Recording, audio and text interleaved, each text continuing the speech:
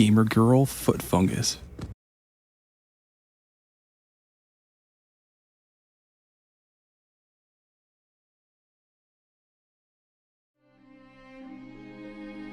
Wow, hello. Welcome to the channel. I guess I should, make another video or something, right? So, in the last video, I talked about the game I'm making and all the changes I'm doing to it after the last successful playtest to make it as good of a game as I can make it. I can make plenty more videos on just all the things I learned from the playtest and beyond, but I think there is a more pressing topic I should touch on before talking more about all that. While I'm extremely happy with how the last video performed, since I'm a small creator at the moment, being realistic, it didn't get a shocking amount of views or anything. But the YouTube shorts I uploaded got a lot more attention, with the highest performing one now almost at 150,000 views, with some of the top comments on them asking, just what the hell is this game? So I thought, what would be a better follow-up than make a video all about answering the question, what even is Mythic at any cost?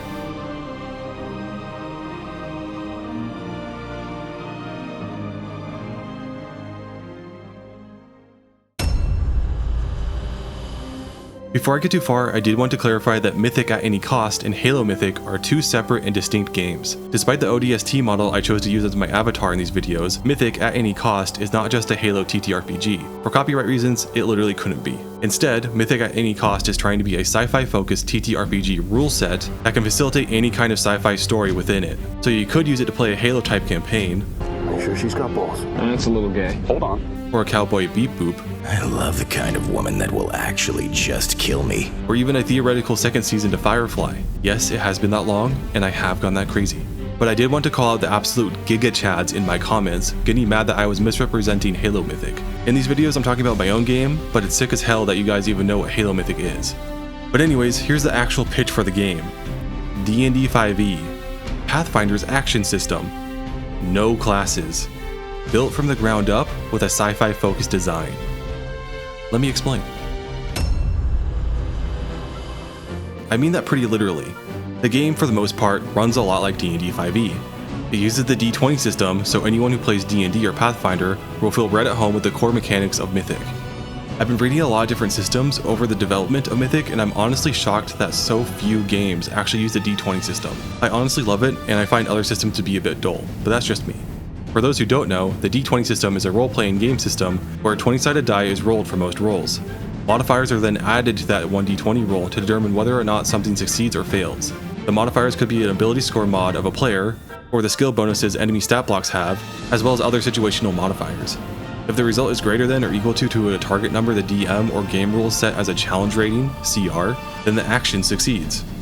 D&D also uses the advantage and disadvantage system, which is awesome for the most part. It's way better than how D&D handled some situational bonuses in previous editions, but I never liked that advantage and disadvantage just cancel each other out if you get both in a situation. For instance, you're in a situation where you have 2 advantage and 1 disadvantage. In rules as written, you don't get advantage or disadvantage. It doesn't matter how many advantage or disadvantage you have. If you have both, then they completely cancel each other out and you have none, making the roll a normal one.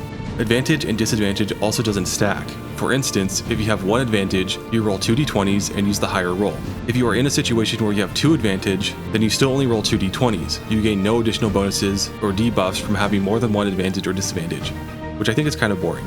So after reading Lancer and seeing its accuracy and difficulties system, I decided to make a similar system called Edge and Snag, but allow players to get as many edge and snag as they can figure out. Having 1 edge allows you to add 1d6 to your roll, having 2 edge lets you add 2d6 to your roll, and so on. The opposite is true for snag. Edge and snag cancel each other out on a 1-to-1 basis. If you have 2 edge and 1 snag, then you overall have 1 edge since 1 edge was cancelled out by the 1 snag.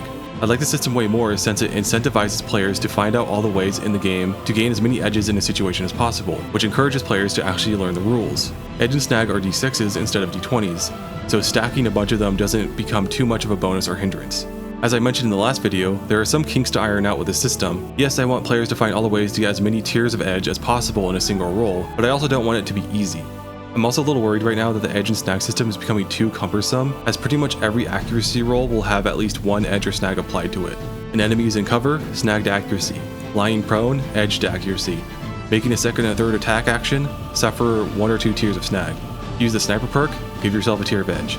Unless you flank an enemy and negate their cover bonus, or if an enemy target is just standing out of cover, then you're always going to have to add at least 1d6 to your d20 roll, positive or negative, which feels like it's too much to me. Yes, I want to encourage players to flank enemies to get rid of that 1d6 snag, but I'm also not out here trying to make GURPS too. I want a game that can be enjoyed by both casual and min-maxing players, and walking that line of impenetrable complexity and mind-numbing simplicity can be really tough sometimes. My general goal is design that is simple to understand but has a lot of depth to it. Call me crazy, and I know Wizard of the Coast and Hasbro has done a lot of fucked up stuff over the years, but I really do think that D&D 5e has the perfect level of complexity and simplicity. It could definitely use some more streamlining, like getting rid of ability scores and just using modifiers, but still, I think it's in a really good place, and that level of complexity is what I'm aiming for in Mythic. There's also making attacks. In Mythic, at any cost, making an attack is pretty similar to D&D. You roll a 1d20 and add your stat bonus, ability score modifier in D&D. And then you add your weapon skill training modifier, STM, which is basically your proficiency bonus in D&D. This is your 2-hit roll from D&D, but in Mythic, since it's a gun-focused game, it's called your accuracy roll. I never liked that it was called to hit in D&D and found the term too gamey. Rolling for damage works just like it does in D&D, where a certain amount of dice are assigned to the weapon you're using, and you add a base stat to the damage. Though, there is one notable difference in how damage works in Mythic: degrees of success. Yes, the accuracy roll you made is no longer just an arbitrary hit or miss like in D&D. In Mythic, when rolling in increments of 5 above the enemy's armor rating, AR, same thing as AC in D&D, you do an extra damage die worth of damage. For instance, a pistol in Mythic does 2d4 plus dex worth of damage, and let's say an enemy has an AR of 10. In this situation, if you roll a 15, you now do 3d4 plus dex worth of damage. If you roll a 20, you now do 44 plus dex worth of damage, and so on. So even if you don't crit by rolling a nat 20, you can still do a ton of damage to enemies just by getting a bunch of tiers of edge and rolling 3 or more increments higher than the enemy's AR, which further incentivizes players to find all the ways to get tiers of edge while making accuracy rolls, which incentivizes players to actually know the rules of the game for once. Of course, having the game be designed like this forces me to have enemies' HP be higher so players don't blow them away in a single round, but that hasn't been an issue in any of my playtests so far. In D&D, on your turn, you have 5 distinct actions. I bet a lot of people who play D&D don't know that, but yeah, you have 5 actions. Technically more, but I'm referring only to actions that can be used once per turn, not free actions. You have your main action, that is the most flexible of all your actions and can do pretty much anything you want it to. Move more, attack, cast a spell, pick something up, whatever, so long as your class allows it. Your bonus action is far more restrictive. If you're a rogue, you can get cunning actions to dash, disengage, or hide, with your bonus action that is objectively better for all classes to have. Every build should have a 2-level dip in rogue if you can. It objectively makes your build way better. Caster classes like Wizard or Cleric get some bonus action spells to cast, like Misty Step or Healing Word, but they're few and far between. Not to mention that, in Raw, you can only cast 1 leveled spell per turn. I cannot get over how fucking stupid of a rule that is, so let me cast my fucking spells. I'll burn through my spell slots twice as fast, it's perfectly balanced, Baldur's Gate 3 did it and everybody fucking loved it, just let me cast my fucking spells. Sorcerers also get sorcery points that let them cast spells as bonus actions. Attacking while dual wielding requires a bonus action, but I think I'm communicating what I'm getting at. Back when I DM'd a full D&D 5e campaign, it was for a low-level group who were newer to the game and still learning. One of their main complaints was that they never had anything to do with their bonus action and constantly had an action economy resource that they could just never utilize. And now, years later, I really do get it, especially classes like Fighter and Barbarian. They have very little to do with their bonus actions. The movement action is very straightforward and simple, use it to move. If you want, you can move a little bit, use another action, then use the rest of your movement. Movement can be broken up across your turn, but other than that, there isn't a lot of nuance to it. You also have your reaction that is most commonly used to make an attack of opportunity on enemies who will leave your threatened area, or to use your held action. This action is pretty restrictive on how it can be used, but I like how reaction works in D&D. If it was less restrictive, players would be able to do too much stuff out of turn order, and it would get really annoying to DM really fast. Your 5th action is the object interaction action. It's a bit of a mouthful. You use it to draw your weapons when combat starts, or open an unlocked door, or pick up your weapon when the fucking fire mephit uses its heat metal on you for the trillionth fucking time and forces you to drop your weapon. And then, Lorien and all their fucking AAA gaming smarts made it take an entire fucking action just to pick up and equip my weapon again. So while your main action in the game is pretty flexible on what it can do, depending on the class you're playing, all the other actions you have are very specific or restrictive in what they can be used for. That's why when making Mythic at any cost, I decided to use Pathfinder's 3-action system. In Pathfinder, on your turn, you can use any of your 3 actions to do anything, for the most part. Attack, move, jump, change weapons, Generally speaking, doing anything in the game costs at least 1 action to perform, and some activities like casting a spell cost 2 or even 3 actions per turn. I love this about Pathfinder's system, since what you can do per turn is way less restrictive. Want to use all 3 actions to move 90 feet? Granted. Want to use all 3 actions to attack 3 times at level 1? Granted. Want to use all 3 actions to cast a spell and then shoot your bow? Granted. Want to use all 3 actions to prep all week for the next session and make it as good as it possibly can be, only for everyone to cancel? Granted. Sorry, but I really do think it's just a superior system to what D&D has going on, since it gives players way more options and control per turn, especially for low-level characters. The grind from level 1 to 5 in D&D is always the worst, and probably the reason why so many experienced players start their campaign with all their characters already at level 5. It's when marshals get their second attack, warlocks get their second Eldritch Blast beam, and casters get access to 3rd level spell slots, one of the best levels of spells in the game. Sure, having more actions in Pathfinder doesn't give you access to high level spells faster, but you can attack 3 times on your turn at level 1, which is pretty cool. To be fair, Pathfinder does have a multi-attack penalty, so on your second and third attack, you have a -5 and a -10 modifier to your to hit. But as you increase in level, get your stats higher, and get magic weapons, by the end of the game, you will fully negate or even have positive bonuses to your attack modifiers despite having negative modifiers. So it's just a mechanic to make it so players don't hit too often at low levels. This mechanic carries over into Mythic, but has been renamed as Recoil. Except after the recent playtest, the -5 and the -10 modifiers have been changed to tiers of snag to make things more random and allow recoil to be negated outright from a tier of edge. My players recommended it, but I'm not sure it's a good change since it will force players to roll a lot of d6s every time they make an accuracy roll. But I don't know, it needs to be tested. I've been reading a lot of TTRPGs over the years while I've been making Mythic, and something that I've always found odd was that every TTRPG system has classes. Like, they're everywhere, even in games that are very unlike D&D. And I think that's kind of lame. You know, like, I play TTRPGs other than D&D to get different experiences, and yet every TTRPG I open, and oh, look at that, classes. Don't get me wrong, I love D&D and its buildcraft, choosing the class that best fits my character concept and multi-classing to make it even better. But why can't I get a rogue that can smite, or a magic casting barbarian, or a frontline sword and spell wielding sorcerer? And I know all 3 of those examples I just described are technically possible in D&D, but they don't all blend super well, and you have to meet specific ability score criteria to be able to do those multi-classes in the first place. So why not just let players take what abilities they want when they level up? Pathfinder kinda does this already with its feat system, but what feats you can take have prerequisites. Essentially, when you level up in Mythic, you need to pay attention if your level is having you ascend to an odd or even number. On odd number level ups, you get 12 skill points that can be allotted to any skill of your choice. I went over this already in the last video, but this number of skill points should allow you to get 4 skills maxed out, or 1 or 2 maxed out, with several others being high levels of STM. This system gives players total and specific control over what they want their character to be good at, and to some extent, even without having good corresponding stats for a skill. For instance, if a player wants a decent cognition skill training modifier, STM, but they dump their intelligence stat and have a -1, then they can get their cognition training up to Mythic level and still get an overall STM of +4 in that skill. It's not an optimal way of building a character, but I do love systems that put all the power of making a build into the hands of the players and allowing them to create some truly dog turd level builds. On even number level ups, players can choose to either take 2 perks or increase a tier in a perk path. Perks are like feats in D&D and Pathfinder, or even kind of like perks from Fallout and Call of Duty. They are things that give your players access to performing certain actions that no other character without that perk could perform, and are supposed to modify the way you play. For instance, the Death Ward perk lets you do additional damage die of damage each time you successfully hit a target and do damage to them. Enduring just gives you a bonus 20 HP right when you take it, and Bounce Back allows you to throw a melee weapon and have it bounce back to your hand without needing to make a roll, giving melee focus builds a reliable ranged option. Perk paths, on the other hand, work like usual classes to some extent, like what you'd find in D&D, where when you increase your tier in a perk path, you get access to a bunch of actions that function kinda like spells in D&D. Perk paths often rely on you being good at a specific skill, so they can be a bit more demanding, but can also be more of a guided way of building a character. Some perk paths work differently, like the Robot Companion perk path I talked about in the last video, whose main features give you a robot companion rather than a bunch of abilities to perform. I really like how this is all designed right now because it gives players way more control over what they can make as a build. The fear that everyone will make a generalist build so far hasn't been an issue, since players naturally push their characters into being really good at something specific, and just like in D&D, naturally want to make something unique compared to the other PCs in the group.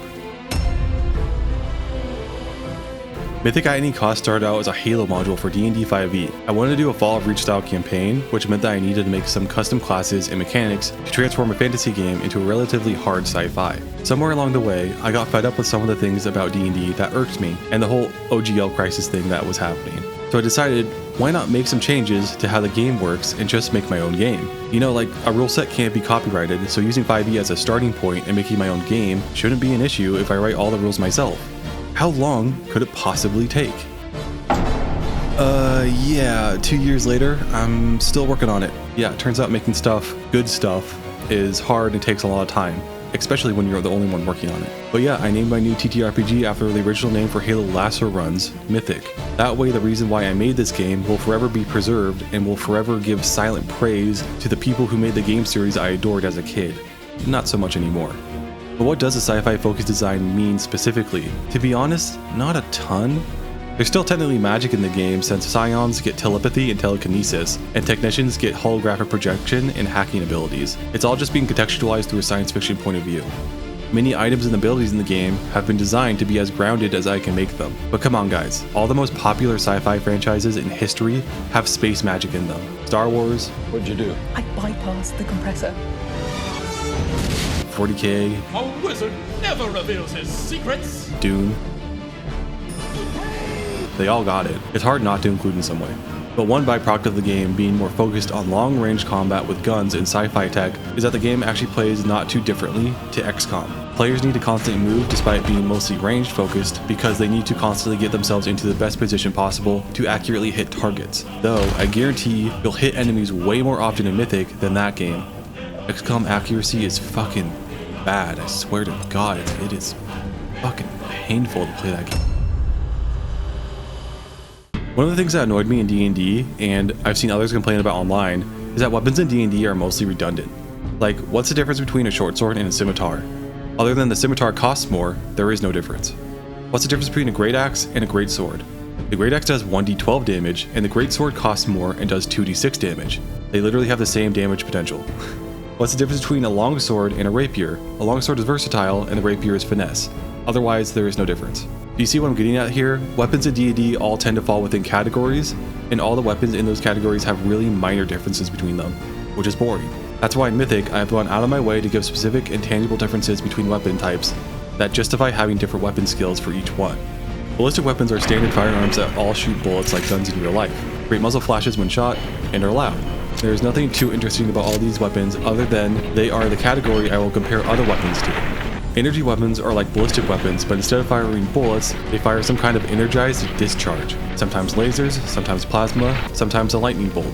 Instead of a magazine of ammunition, they use a container of ionic gas that, when pulling the trigger, takes some of that gas, sends an electric current through it, and shoots out some very excited molecules. Laser weapons specifically are all dex-influenced weapons and share the same property of recoilless, since, in real life, lasers are excited photons that have no weight, so logically, they have no recoil, which is reflected in the game.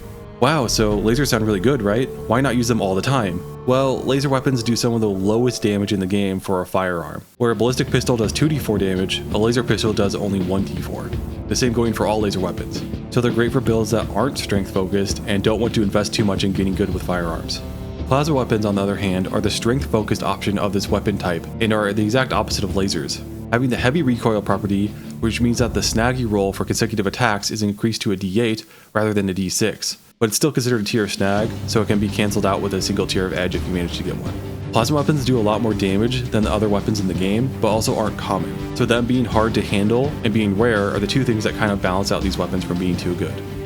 Then there's more special weapons in this category, like the flamethrower, that throws fire, and a cone to burn enemies. There is a Tesla caster that shoots a continuous arc of lightning that latches onto a target and does more damage the more times you successfully hit a single target consecutively.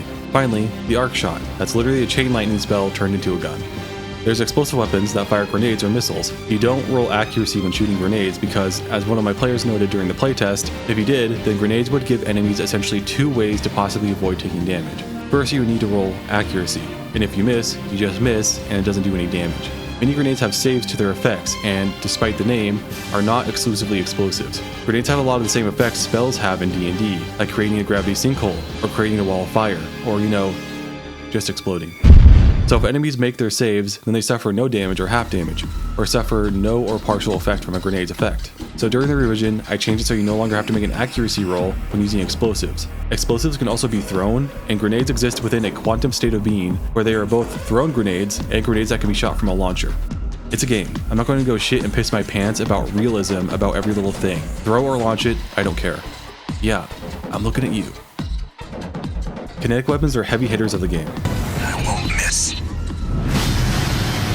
This weapon category is home to the Gauss rifle, a miniature railgun that can be carried by a single person. It's as strong as it sounds and damage is on par with plasma weapons, along with having the furthest range of any weapon in the game. It also has stopping power, meaning that it can pierce up to 4 targets or objects that are standing in a line. Of course, to balance it, it also has the heavy recoil property and has low magazine size, along with needing some of the highest strength in the game to use properly. Oh right, all weapons in the game have a minimum strength requirement. Laser weapons' strength requirements are all 0, ballistic weapons' strength requirements is a mix, with some being 0, but heavy weapons like the minigun requiring a strength of 4. If you don't meet the strength requirement, then you make accuracy rolls with a tier of snag.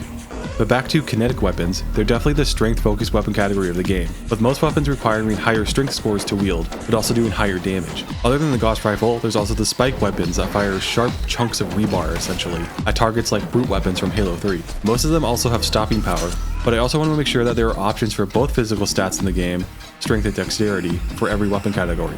So I decided to add some sonic weapons to the game that fire powerful bursts of sounds at targets. Of course they don't work in space for obvious reasons, but should add a Ricodome player species to do double damage since the crystalline-like species is weak to it. Though I should note that the syringe gun is in the kinetic weapons category as well. The syringe gun is possibly one of the best weapons in the game, not for its damage output, but rather for its ability to inject allies with cocaine from a distance. I'm only partially joking. You see, Mythic has drugs in it. A lot of drugs that do a lot of different things. And they're kind of like grenades in the sense that they exist in a quantum state of being where they are an injectable or a pill or an edible or whatever form they need to be in for someone to self-administer, but also will magically transform into a dart when fired from a syringe gun, because sometimes realism is boring and limits fun gameplay.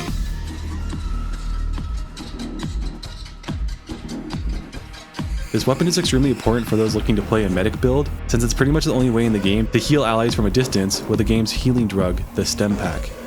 No, you heard me wrong. Stem, like a stem cell.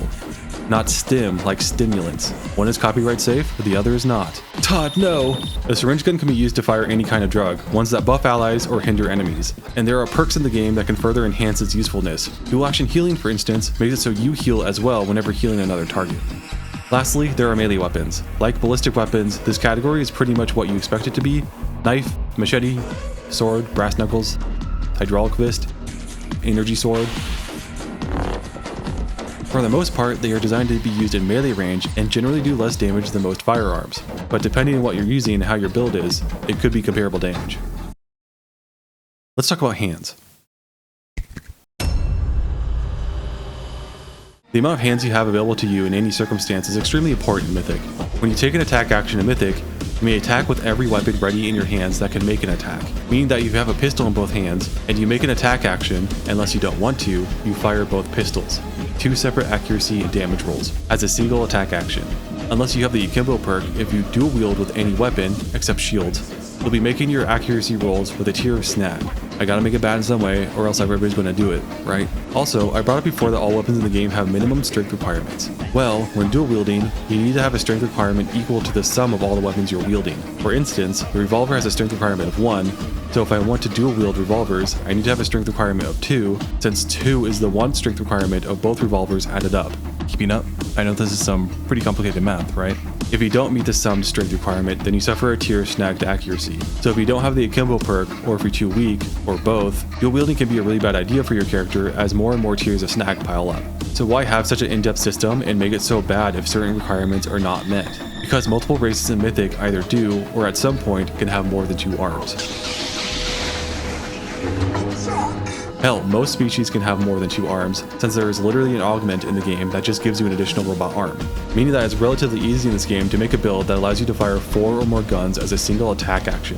The revolver does 3d4 plus strength damage, and if the player manages to hit with 4 revolvers, their average damage is 24, with their max damage being 48. Pretty high. And I'm not even factoring in theoretical crits and degree of success damage. Basically, damage could get really out of hand really fast. So I just want to make it hard for players to actually get this build is all. Some weapons in the game have the two-handed property, which means that you must use both hands to operate the weapon to not suffer a tier snag for accuracy. If you do want to use two-handed weapons with one hand without a tier snag, you must have a strength score of double the weapon's strength requirement. Basically, this means that dual wielding two-handed weapons is very difficult to do since heavier weapons require you to have a strength requirement of 8 to 10 to wield in one hand. Though, again, Mythic is a game where combatants could possibly have 4 or more arms at once, so theoretically, you could dual wield two-handed weapons like rifles or sniper rifles if you have 4 arms, since you can use 2 hands per weapon to wield them both without issue.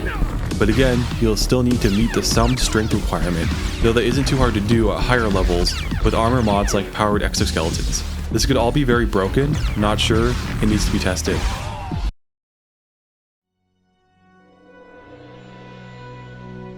But yeah, I'll leave this one there.